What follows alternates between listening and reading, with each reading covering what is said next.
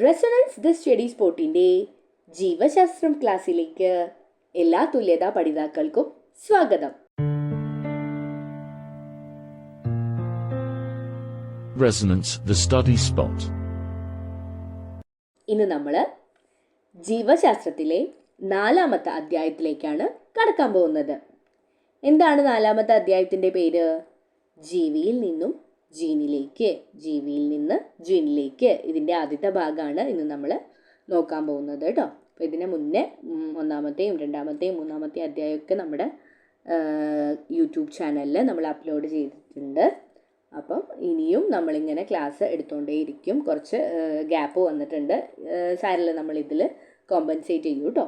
അപ്പോൾ എന്ത് ചെയ്യാം, എല്ലാവരും പഠിച്ചു തുടങ്ങുക. എക്സാമിൻ്റെ തലേന്ന് ഇരുന്ന് നോക്കാമെന്ന് വിചാരിച്ചിട്ട് ഇങ്ങനെ വൈകിക്കേണ്ട. എന്ത് ചെയ്യുക, ഇപ്പോഴേ പഠിച്ചു തുടങ്ങുക കേട്ടോ. അപ്പോൾ നമുക്ക് ക്ലാസ്സിലേക്ക് പോവാം. ജീവിയിൽ നിന്ന് ജീനിലേക്ക്. മാതാപിതാക്കളുടെ ചില സവിശേഷതകൾ സന്താനങ്ങളിൽ കാണുന്നു. അപ്പം നമുക്കറിയാലേ, നമ്മുടെ കുട്ടികൾ അല്ലെങ്കിൽ നമ്മുടെ മാതാപിതാക്കളുടെ ചില സ്വഭാവങ്ങൾ, ചില സവിശേഷതകളൊക്കെ നമുക്ക് കുട്ടികൾക്കും അതേപോലെ പ്രകടമാകും.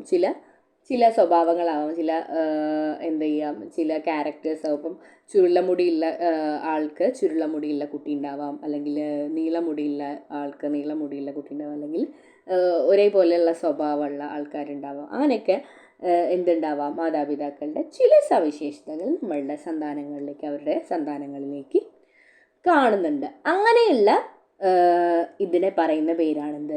പാരമ്പര്യം. നമ്മൾ പറയില്ലേ, പാരമ്പര്യമായിട്ട് കിട്ടിയതാണ് ആ ഒരു സ്വഭാവവും.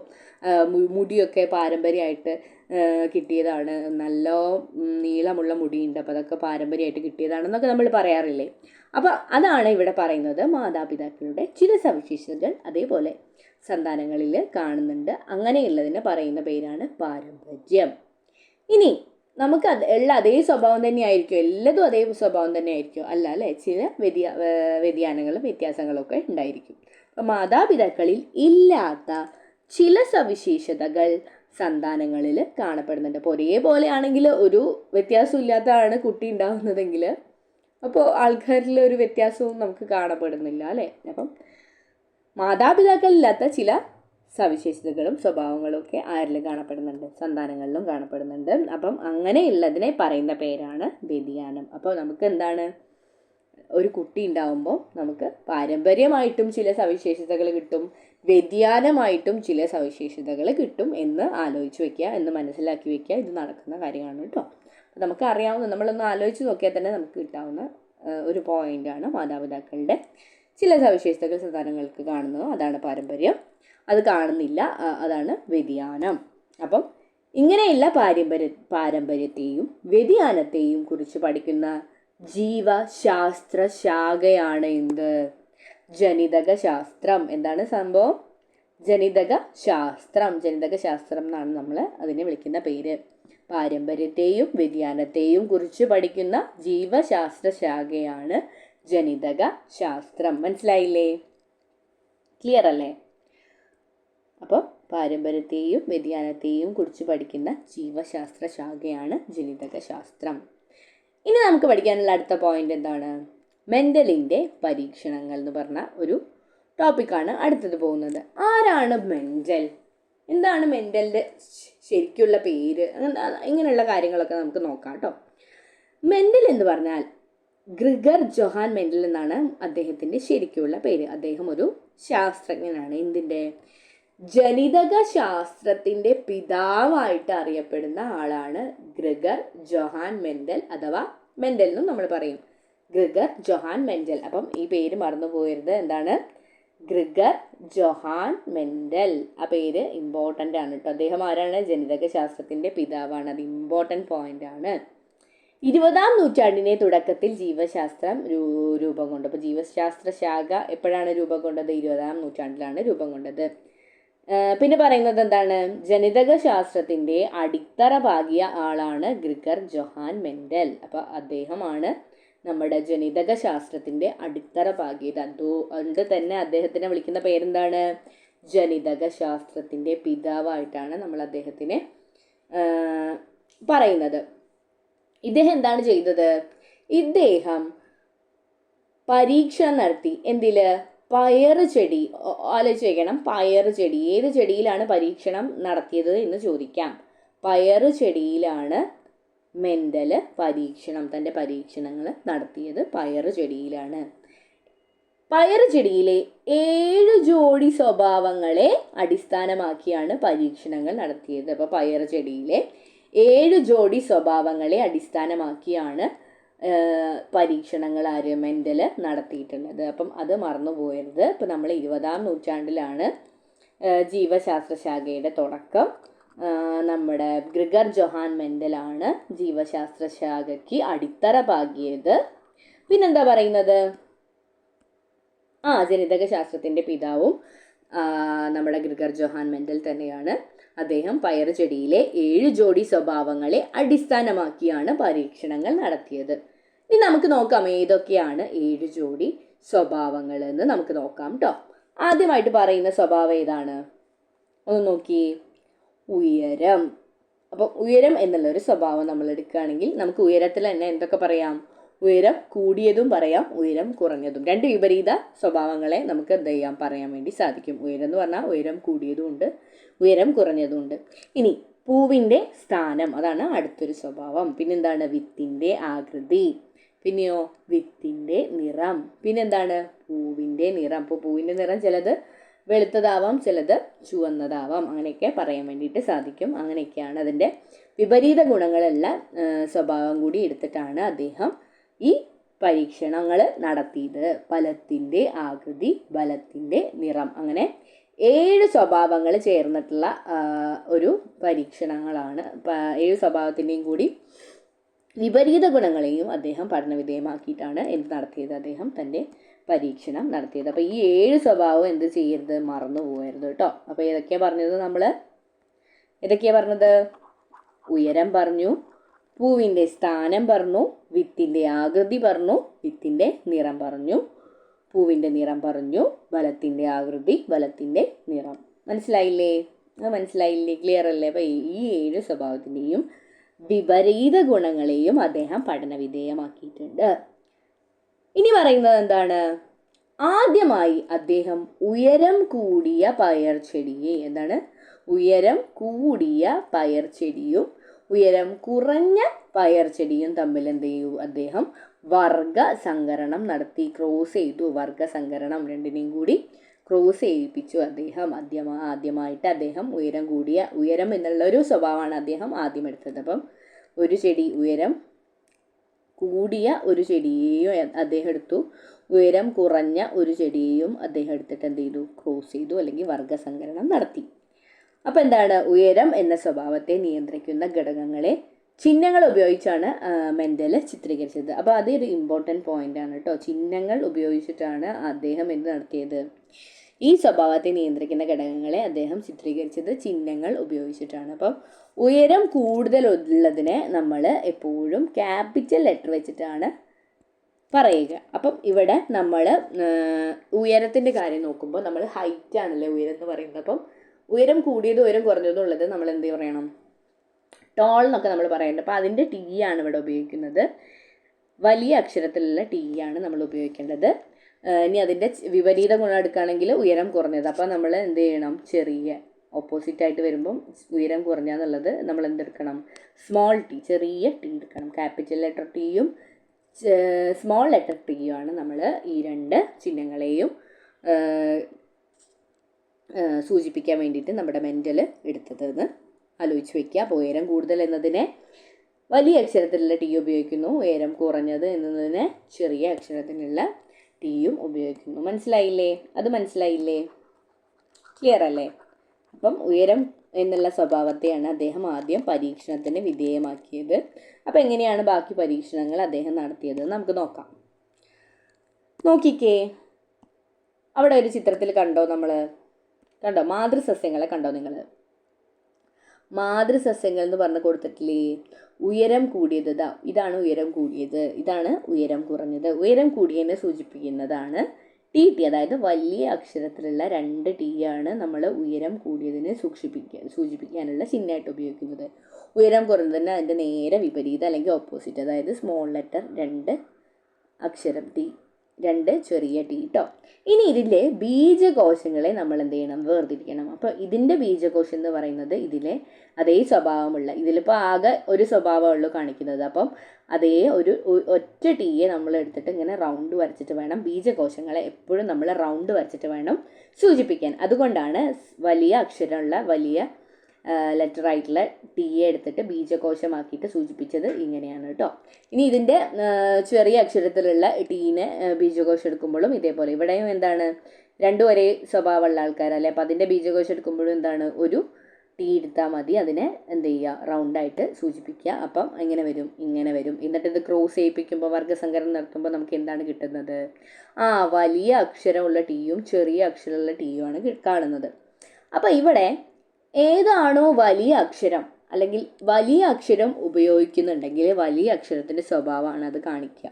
അപ്പം ഏതെങ്കിലും ലെറ്റേഴ്സ് നമ്മൾ നോക്കുക. അപ്പോൾ ഇങ്ങനെയും ഉണ്ട്, ഇങ്ങനെയും ഉണ്ട്, ഇങ്ങനെയും ഉണ്ടെന്ന് വിചാരിക്കുക. അപ്പം ഇതിൽ വലിയ അക്ഷരം ഉള്ളത് ആരാണോ അതിൻ്റെ സ്വഭാവമാണത്. ഇതിലിപ്പോൾ 2 വലിയ അക്ഷരം ഉണ്ട്. അപ്പം ഇതാണ് എന്ത്, ഉയരം കൂടിയത്. ഇത് രണ്ടും എന്താണ്, ഉയരം കൂടിയതാണ്. അപ്പം ഇതിൽ കാണിക്കുക ഉയരം കൂടിയത് എന്നുള്ള കുറവ്. ഈ ഒരു ഇത് നോക്കുകയാണെങ്കിൽ ഇതിലും വലിയ അക്ഷരത്തിലുള്ള ടി ആണ്. അപ്പം ഇതും എന്താണ്, ഉയരം കൂടിയതായിട്ടാണ് കാണിക്കുക. ഇനി ചെറിയ അക്ഷരമുള്ള ടി എടുക്കുകയാണെങ്കിൽ ഇതിൽ ഉയരം കൂടിയതുണ്ടോ, ഇല്ല, ഉയരം കൂടിയ ആളില്ല. അപ്പം ഇത് ഉയരം കുറഞ്ഞ സ്വഭാവമാണ് കാണിക്കുക എന്ന് മനസ്സിലാക്കി വെക്കണം കേട്ടോ.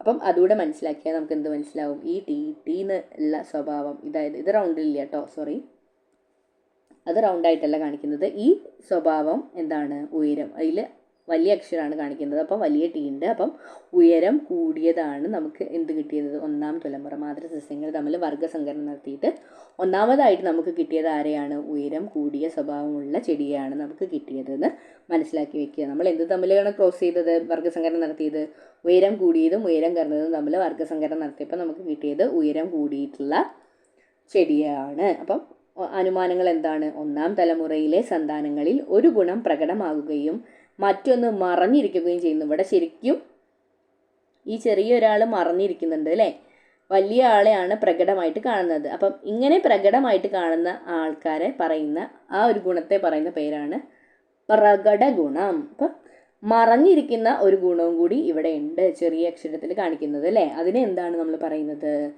ഗുപ്ത ഗുണം. മറഞ്ഞിരിക്കുന്ന ഗുണത്തെ എന്താണ് പറയുന്നത്, ചെറിയ അക്ഷരം മറഞ്ഞിരിക്കുന്ന ഗുണത്തെയാണ് സൂചിപ്പിക്കുക, അതിനെ പറയുന്നതാണ് ഗുപ്തഗുണം. വലിയ അക്ഷരം പ്രകടമാകുന്ന ഗുണത്തെയാണ് സൂചിപ്പിക്കുന്നത്, അതിനെ പറയുന്നതാണ് പ്രകടഗുണം. അതുകൂടെ മനസ്സിലാക്കി വെക്കുക കേട്ടോ. അപ്പം നമ്മൾ മാതൃസസ്യങ്ങളുടെ വർഗ്ഗസങ്കരണം കണ്ടു.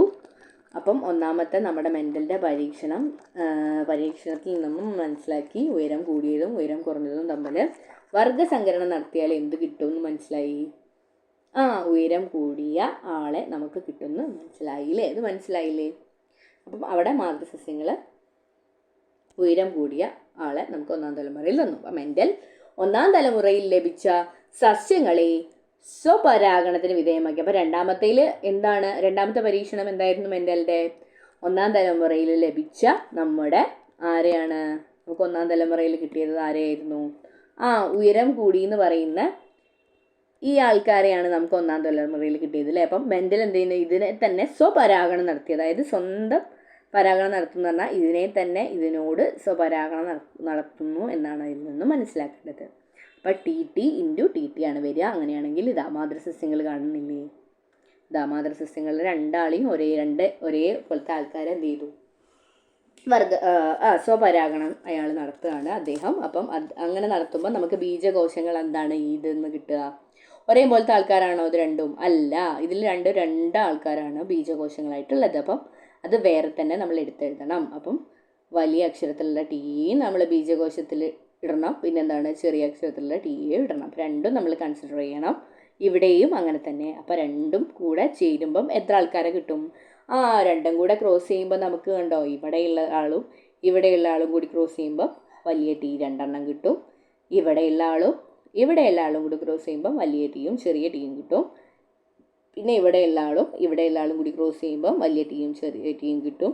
പിന്നെ ഈ രണ്ടെണ്ണം ചെറുതുകൂടെ നോക്കുമ്പോൾ 2 ചെറിയ ടീയും കിട്ടും. അങ്ങനെ നമുക്ക് എന്തൊക്കെ സ്വഭാവമുള്ള ആൾക്കാരെയാണ് കിട്ടുന്നത്? ഒടുവിൽ ഉയരം കൂടിയ 3 ആൾക്കാരെ നമുക്ക് കിട്ടി. പിന്നെയാണ് ഒന്നുള്ളത് ആരാ? ഉയരം കുറഞ്ഞത്. ഇതിന് മാത്രമാണ് ക്യാപിറ്റൽ ലെറ്റർ ഇല്ലാത്ത. അപ്പോൾ അതാരാണ്? ഉയരം കുറഞ്ഞ സ്വഭാവമുള്ള ആളാണ്. അപ്പോൾ എങ്ങനെയാണ് അനുപാതം വരുന്നത്? 3 ഉയരം കൂടിയ ആൾക്കാരും ഒരു ഉയരം കുറഞ്ഞ ആൾക്കാർ. അപ്പം 3:1 എന്ന അനുപാതത്തിലാണ് എന്ത് വരുന്നത്? രണ്ടാം തലമുറയെ നമുക്ക് കിട്ടിയത്. മനസ്സിലായില്ലേ? അപ്പോൾ അങ്ങനെയാണ് നമ്മുടെ മെൻഡലിൻ്റെ പരീക്ഷണത്തിൽ രണ്ടാമത്തെ തലമുറയിൽ നമുക്ക് കിട്ടിയ ആൾക്കാരെന്ന് പറയുന്നത് ആരൊക്കെയാണ്? ഉയരം കൂടിയതും ഉയരം കുറഞ്ഞതായിട്ടുള്ള ആൾക്കാരെയാണ് നമുക്ക് കിട്ടിയത്. അപ്പം ആദ്യത്തേൽ ഉയരം കൂടിയുള്ള ആളുണ്ടെങ്കിൽ രണ്ടാമത്തേൽ ആരാണ്? ആദ്യത്തേൽ നമുക്ക് കിട്ടിയത് ആരാണ്? ഉയരം കൂടിയിട്ടുള്ളതാണോ ഒന്നാം തലമുറയിൽ കിട്ടിയത് അല്ലേ? ഇപ്പം രണ്ടാം തലമുറയിലോ ഉയരം കൂടിയതുമുണ്ട് ഉയരം കുറഞ്ഞതുമുണ്ട്. അപ്പം നമ്മുടെ എന്താണ് ഇതിൽ നിന്ന് മനസ്സിലാക്കേണ്ടത്? നമ്മുടെ മുത്തശ്ശന്മാരുടെ സ്വഭാവ ഗുണവും നമുക്ക് എന്താണ് ചെറു ആൾക്കാർക്ക് കിട്ടുന്നുള്ള ഒരു കാര്യം കൂടി അതിൽ നിന്ന് നമ്മൾ മനസ്സിലാക്കി വെക്കണം. കണ്ടില്ലേ? ഇവിടെ ഫസ്റ്റുള്ള നമ്മുടെ ഉയരം കുറഞ്ഞു എന്നുള്ള സ്വഭാവമുള്ള ആൾക്കാരെ കണ്ടില്ലേ? ഈ ഉയരം കുറവ് പിന്നെ നമുക്ക് എവിടെയാണ് കാണുന്നത്? ഇവിടെ കിട്ടിയില്ലേ? അപ്പം ഇതാരായിരുന്നു? നമ്മുടെ മുത്തശ്ശനായിരുന്നു, മുത്തശ്ശി അല്ലെങ്കിൽ മുത്തശ്ശനായിരുന്നു.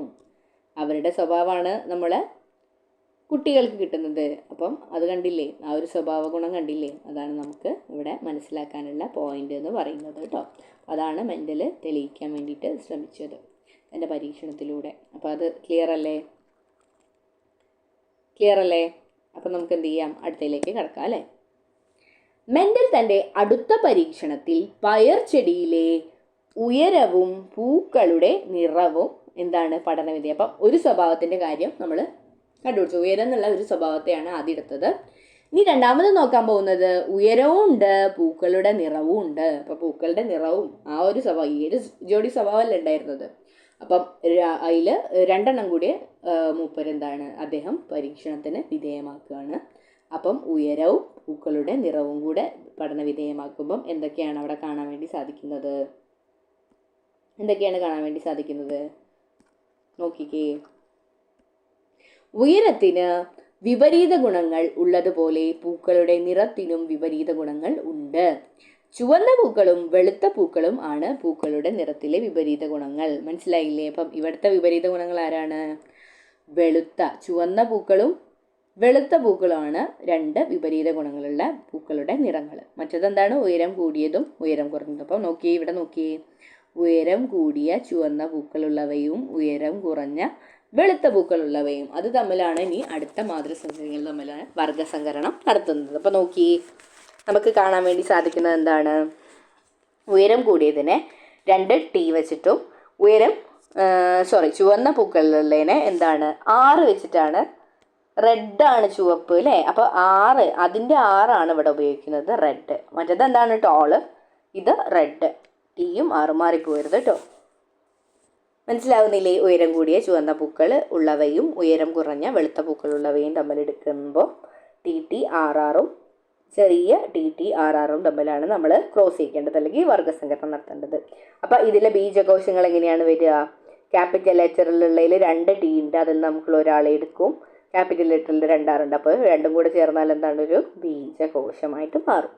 അതേപോലെ ഇവിടെയും നമുക്ക് TR കിട്ടും കേട്ടോ, ബീജകോശമായിട്ട്. അപ്പം ഇത് രണ്ടും കൂടെ തമ്മിൽ ചേരുമ്പോൾ എന്ത് കിട്ടുന്നു?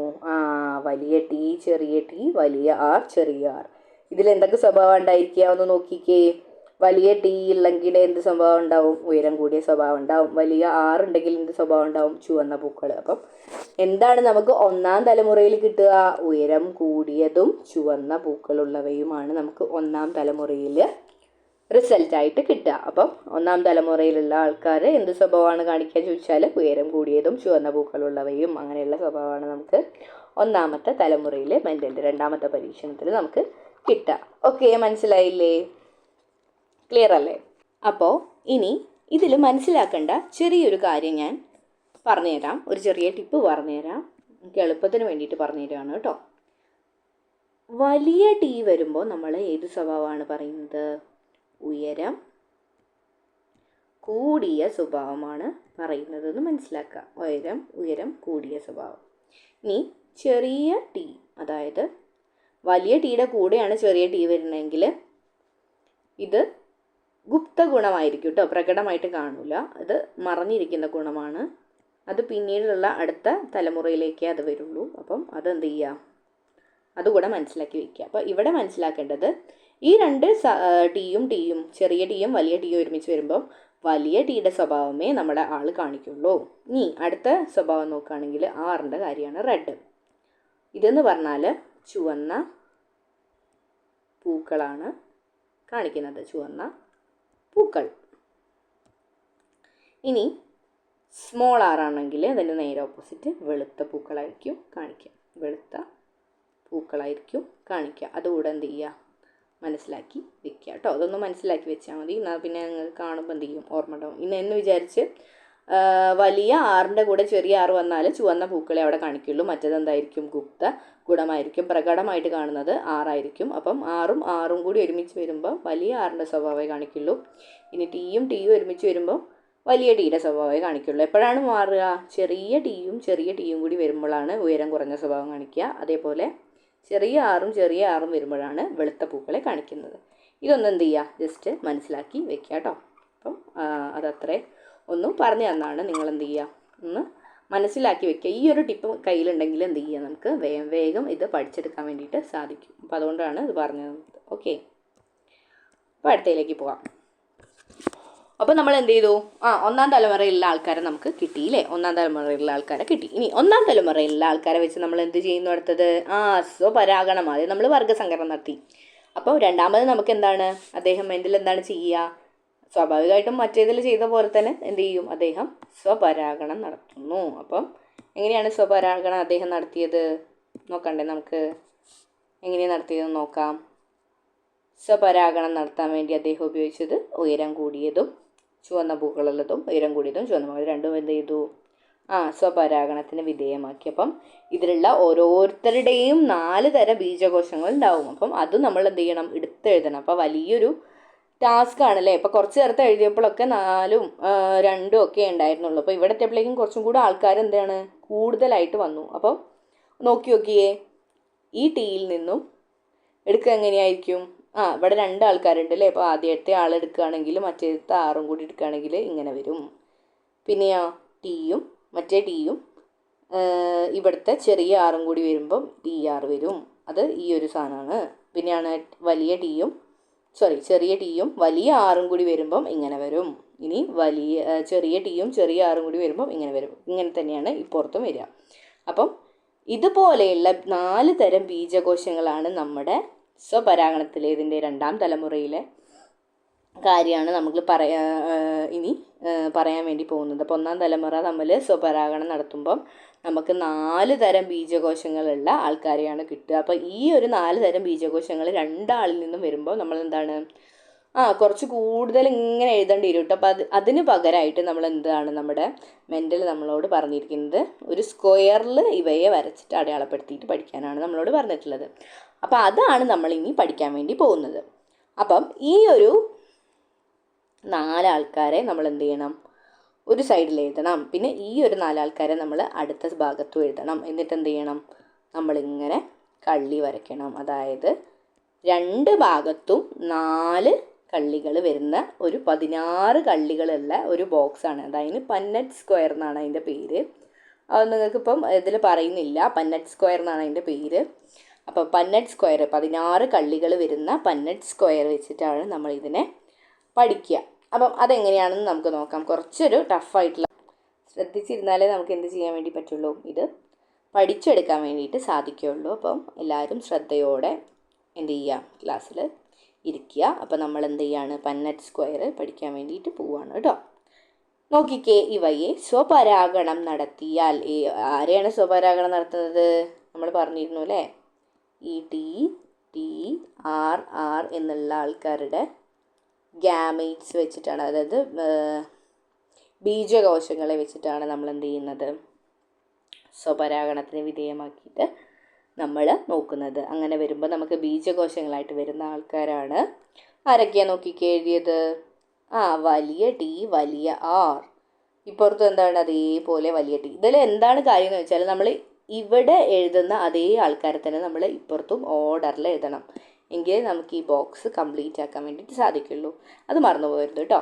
ഇവിടെ നമ്മൾ ഏതൊരു ടീനെയും ഏതൊരു ആറിനെയും ആണ് എടുക്കുന്നത്, അതേ ടീനെയും ആറിനെയും ഇവിടെ എടുക്കണം. ഇങ്ങനെ തന്നെ പഠിച്ചു വെക്കുന്നതാണ് വളരെ ശരിയായിട്ടുള്ള രീതി.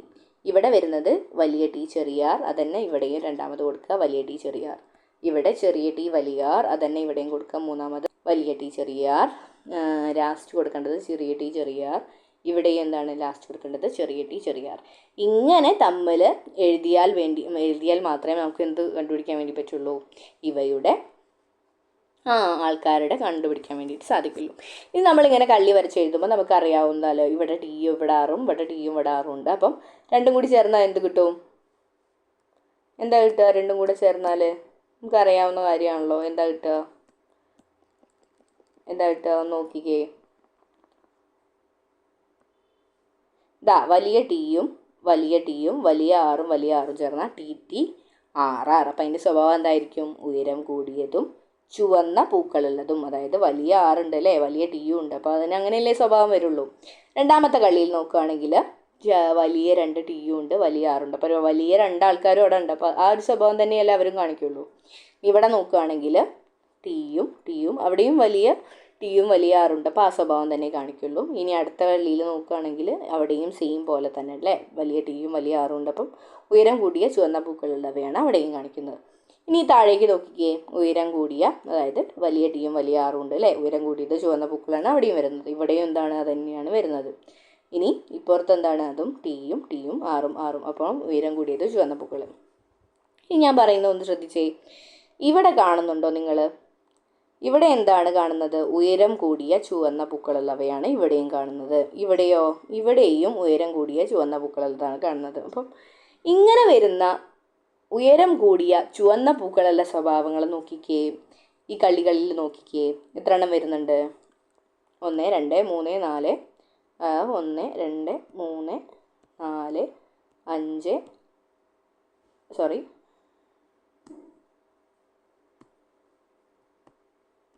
നമ്മൾ നോക്കുകയാണെങ്കിൽ 4 5 6 7 8 9. അപ്പോൾ 9 ഉയരം കൂടിയ ചുവന്ന പൂക്കളുള്ള സ്വഭാവമുള്ള ആൾക്കാരുണ്ട് കേട്ടോ. ഇനി വേറെ മറ്റേ കളിയിലേക്കൊക്കെ നോക്കി വെക്കാം. ഇവിടെ നോക്കി വേറെ കളർ എടുക്കാം കേട്ടോ. ഉയരം കൂടിയ വെളുത്ത പൂക്കൾ കണ്ടോ? ഇവിടെ ഉണ്ടോ ഉയരം കൂടിയ വെളുത്ത പൂക്കൾ? ഇനിയും ഉണ്ടാവുമല്ലോ, നോക്കാം. ഉയരം കൂടിയ വെളുത്ത പൂക്കൾ. അപ്പോൾ അത് മൂന്നും എന്താണ്? അത് മൂന്നും ഒരേ സ്വഭാവമാണ്. അപ്പോൾ ഉയരം കൂടിയ വെളുത്ത മുകളിലുള്ള ആൾക്കാരുള്ള എത്രയാണ്?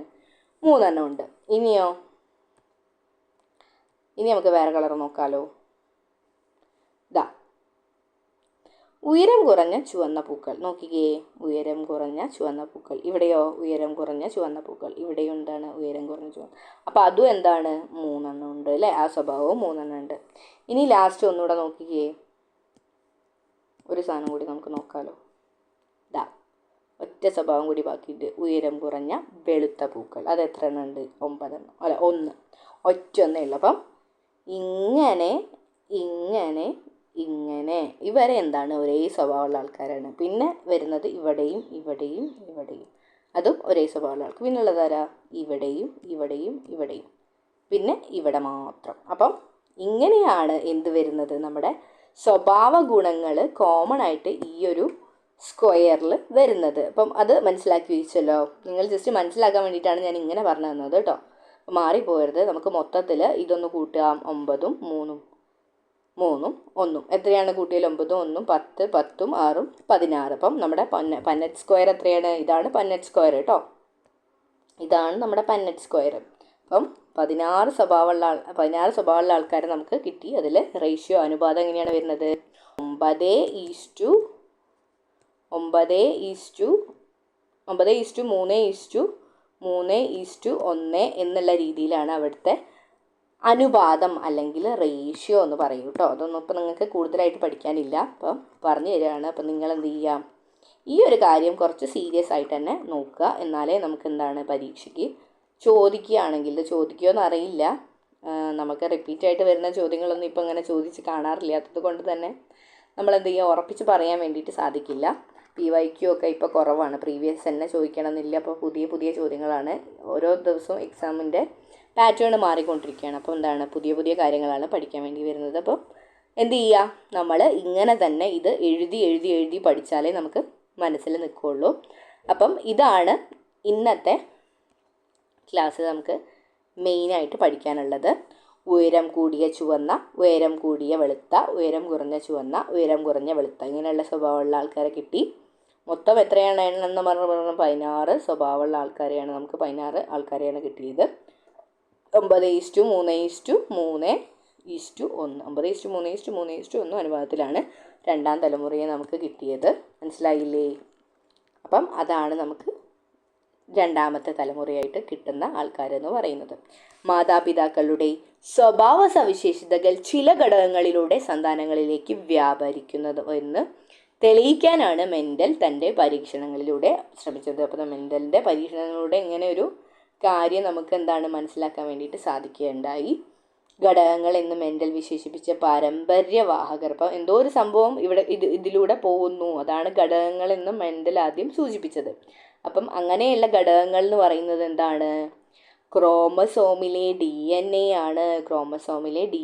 ആണ് ഇങ്ങനെയുള്ള സംഭവം എന്ന് പറയുന്നത്. അപ്പം ഈ DNAയുടെ ഫുൾ ഫോമാണ് ഡിയോക്സി റൈബോ ന്യൂക്ലിക് ആസിഡ്. അപ്പം മെൻഡൽ പണ്ട് പറഞ്ഞിരുന്ന എന്തോ ഒരു സംഭവം ഘടകങ്ങൾ എന്താണ് മറ്റുള്ളവയിലേക്ക് അല്ലെങ്കിൽ മാതാപിതാക്കളിൽ നിന്ന് സന്താനങ്ങളിലേക്ക് കൈമാറി വരുന്നുണ്ടെന്ന് പണ്ട് പറഞ്ഞിട്ടുണ്ടായിരുന്നു. അപ്പം ആ ഘടകങ്ങൾ എന്താണെന്ന് പിന്നീട് ശാസ്ത്രജ്ഞന്മാർ കണ്ടുപിടിച്ചതാണ് എന്ത്, നമ്മുടെ DNA അല്ലെങ്കിൽ ഡിയോക്സി റൈബോ ന്യൂക്ലിക് ആസിഡ് എന്ന് പറയുന്ന ഘടകങ്ങളാണ്. അതെന്ന് നമ്മൾ പിന്നീട് കണ്ടെത്തി പഠിച്ചിട്ടുണ്ടായിരുന്നു കേട്ടോ. അപ്പോൾ അത്രയാണ് ഇന്നത്തെ നമ്മുടെ ക്ലാസ്സിൽ നമ്മൾ പഠിച്ചത്. അപ്പോൾ എന്തൊക്കെ നമ്മൾ പഠിച്ചു, DNA കാര്യം നമ്മൾ പഠിച്ചു അല്ലേ. നമ്മളെ ഘടകങ്ങൾ എന്താണ്, എന്തോ ഒരു ഘടകങ്ങൾ കൈമാറുന്നുണ്ട് എന്ന് നമ്മുടെ മെൻഡൽ പറഞ്ഞിട്ടുണ്ടായിരുന്നു. അത് DNA ആണെന്നാണ് പിന്നീട് നമ്മുടെ ശാസ്ത്രജ്ഞർ കണ്ടെത്തിയത്.